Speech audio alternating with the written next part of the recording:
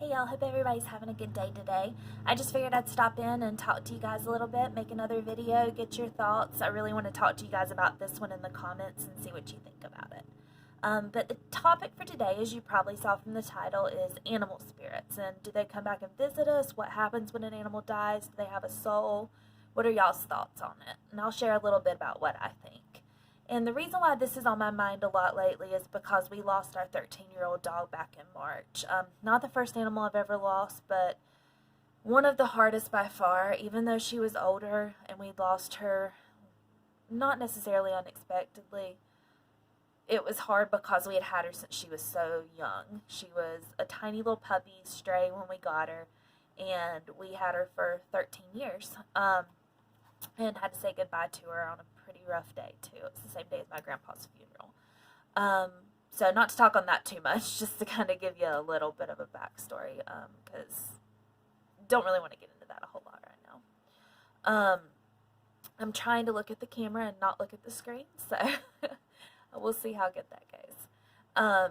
So I'm using a little bit of natural light, been outside in the garden all day today too, and I decided to sit in the floor for this one, try a little bit different location, see what works best, trying to figure out where the best lighting is in my house, and you're probably going to get some animals coming through in this video also, which just fits with it.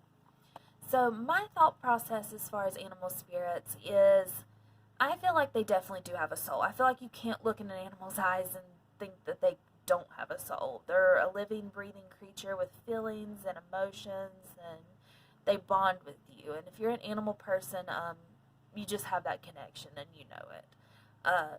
As far as what happens after they go, do they linger? Do they get to go to heaven? Do they have their own heaven? Do they wait for us? The Rainbow Bridge, as a lot of people say.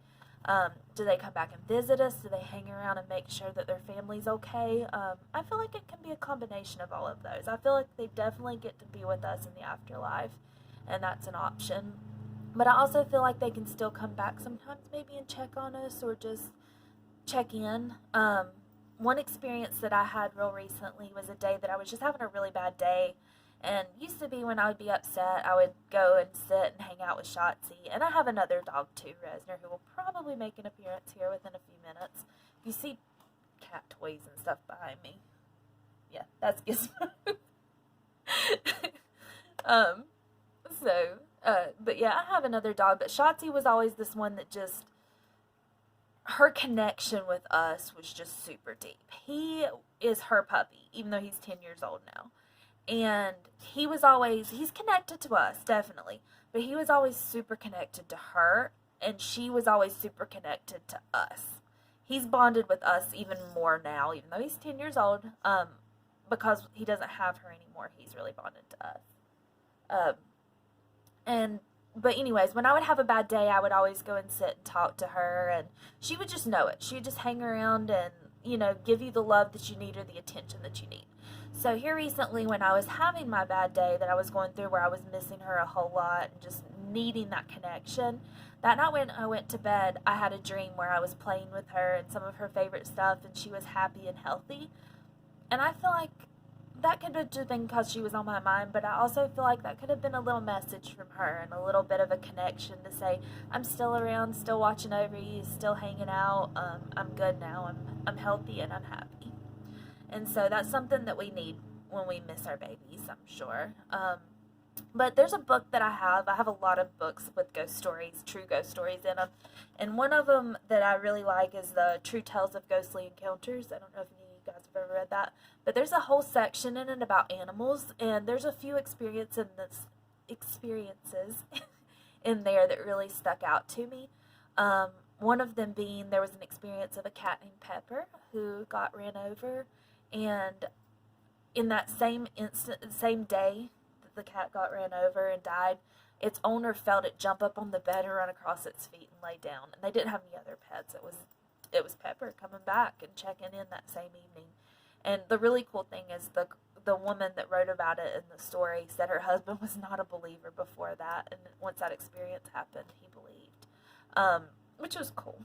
I think that a lot of us are skeptical, and I'm skeptical to a certain sense. I feel like a lot of people are out there to scam you and just get attention or make up something to get views, like a lot of people do. So I do take things and analyze them before I believe them. But I do believe in spirits, and I've had enough experiences that I can't deny that. Another experience that I thought was really cool that I read about a long time ago, and I'll just tell you briefly. I'm not going to read them unless you guys just want to hear me read stories, but I'd suggest checking it out. Obviously not sponsored. Who would sponsor me? But another experience was about a child who had got hit by a car, and the same day he got hit by a car riding his bike and was in the hospital, his dog had also got hit in a completely separate instance. And while he was in the hospital, laying there, the dog came and was laying on the foot of his bed in the hospital, and he thought it was really strange that they allowed the dog to come to the hospital and to come to his room, and found out the next morning about his dog dying. So that was its spirit that came and visited him. And there's lots of stories in here that seems like they check back in their daily schedule and just make sure, like, shortly after, that their owners are okay, which I thought was really cool. One more thing that happened to me that I think could have been a spirit animal related is I have taken in a few rescues here and there, a few foster fells also. That's why I have 4 cats and I had 2 dogs. But one of those was a tiny little baby kitten that we named Luna. And I actually have Orion still. I don't see him around here right now, but he was from the same litter mate as her. And that litter was super sickly, and she was the sickest of all of them. And so I tried to nurse her back to health and get her medical care and vet care, and she just didn't make it. But I felt like I had a little bit of a connection with her in that short period of time. And I had an experience shortly after that where I felt like a little gray blob, and I didn't have any other gray kittens in the house at the time because the ones that I still had were put up away from this. I saw it out of the corner of my eye. I saw a little streak go past my feet like it was running. And I thought that could have been her just checking in and saying, hey, I'm happy, I'm healthy, I'm playful, and I'm doing what a kitten should be.